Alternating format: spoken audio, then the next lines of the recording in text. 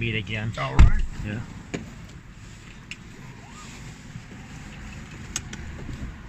Now, have you done this one yet? No. No. Yeah.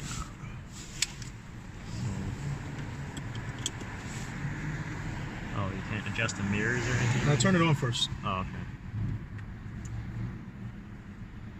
Is it I'll on? go for it. Oh, okay. Yeah, so hopping into, just like mini hybrids as well. Yeah. Turn it on as soon as you see the word ready. It's all good. Oh, okay. Oh, that's another screen again? Yeah, now if you want, you can flip that out either way. Oh, okay. Or you can do the digital camera. We'll just leave that. So whenever you're ready, we can go ahead and pull on off. Sure. Where do we go?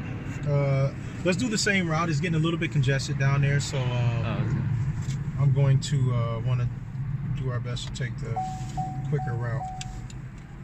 So that's where your thumb button, you see that pad on the side? Oh, okay. Squeeze that in and then drop down. There you go. Okay. Gotcha. No cones, anything? I don't know. We'll figure it out. we'll see if we hear those things dragging with us. Oh, in front, right? Yep. So 2 lights down, that second red, the middle one, and we're going to make a right turn on Park. All right. Because it's starting to get pretty congested up there, and it also gets congested on the other side of the building. Oh, okay. Regen isn't really that aggressive in here, is it? There's ways to make it aggressive. Oh, okay. Yeah. So your regular regen right now is I would say it's typical as far as every other regenerative braking vehicle goes. Oh, okay. But if you reach back there where a left side paddle shifter would be. Oh, here? Feel that left side? Oh, okay. Oh, Yeah. that little jolt right there. So what we're going to do is when we pull off, you drive to your ability, drive to your comfort. Okay. If you want to give the FJ a little bit of time to get ahead and you want to give it some real gas, Sure. feel free to do so. It will put you to the seat though. Oh, okay. Yeah, so you can, there you go. So now, approaching the green light, instead of stepping on the brake, use that left side paddle shifter. Oh, okay. So hold it in. Oh, Hold it in the whole time. You feel that? oh yeah. Yeah, so that's your regen right there. So that's your immediate regen when you're ready to, Oh, okay. I think I'm getting used to it, actually. yeah, it does. Yeah. I'm going to show you another one that takes getting used to as well. A week ago. Yep.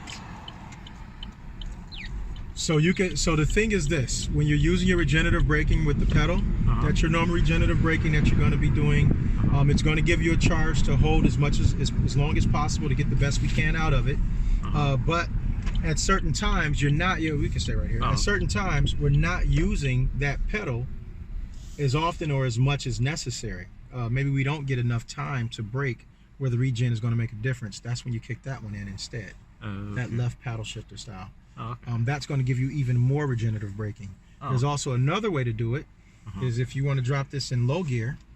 So down again, nope, that thumb button.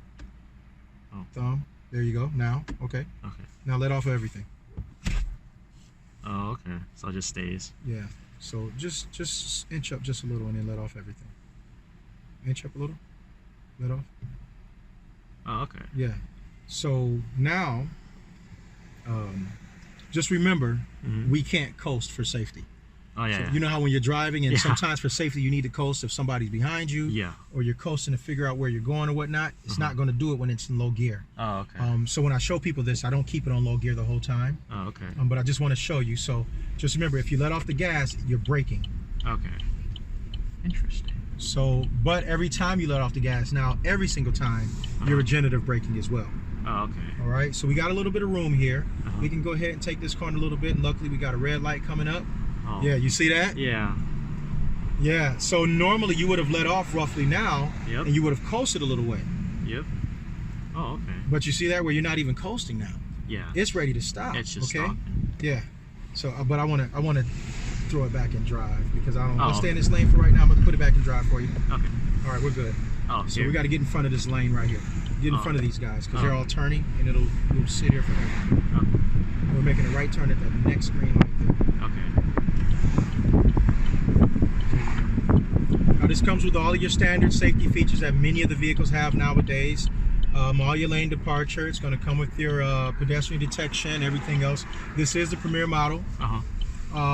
This one's sitting at 44,000. Oh, okay. Yeah, you can even see the flow of the charge, everything where it's going. Uh-huh. If you see that green bar in your MID right there to the left, the green readout, max 235, minimum is 163. So depending on what kind of drive you're doing, at worst, we can drive another 163 miles. Oh, okay. That means highway driving, stepping on the gas a whole lot and really going crazy with it. Oh, okay. Not a lot of braking. We're going to get 163.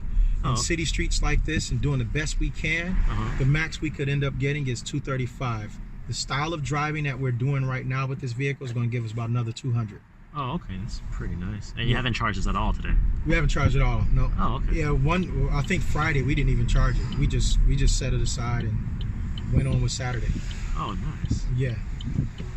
So, you know, and you got to think about it when you're driving on your regular drive. How long will it take you to drive roughly 235 miles? How many days? Probably a week or two. Going to work and everything else, right? Yeah. So for about a week, you know, close to a week, you probably don't even have to charge this. Oh, yeah.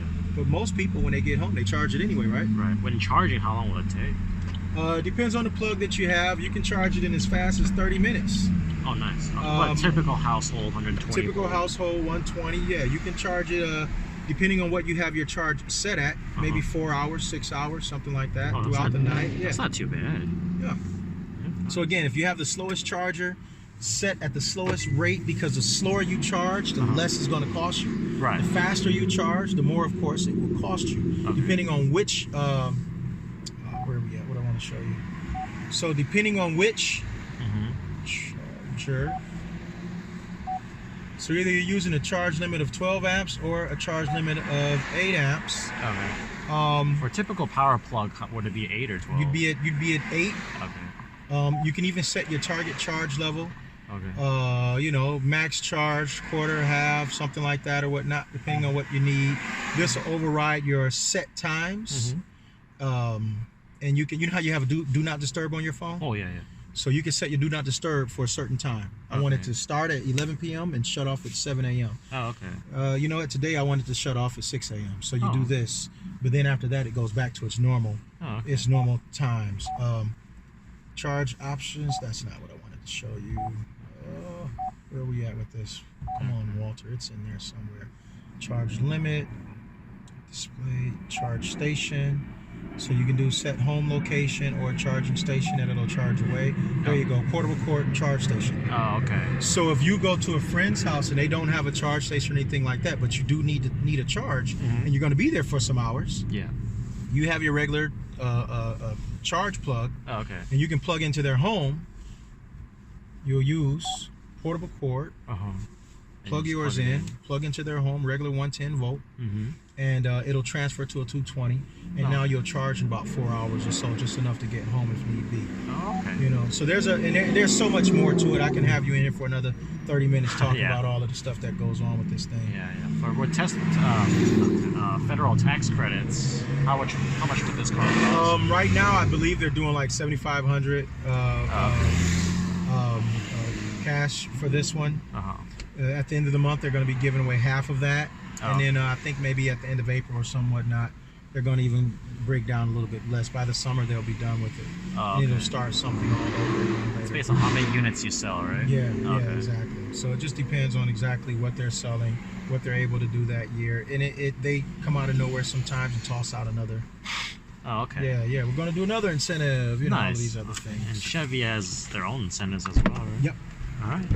Yeah, thanks, man. All right, no problem. All right, thanks.